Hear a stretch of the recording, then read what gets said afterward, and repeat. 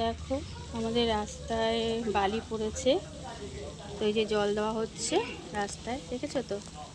একটু জল না দিলে পর হবে না, তো জল দেওয়া হচ্ছে।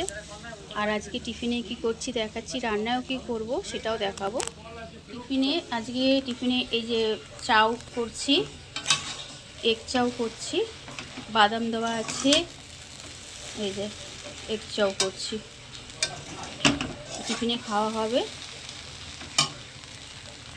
আর রান্না কি করছি দেখা, এই যে রান্নায় দেখো এই যে মাছের ডিমের বড়ার তরকারি করব, আর এখানটায় এই যে মাংস করব, মুরগির মাংস হবে।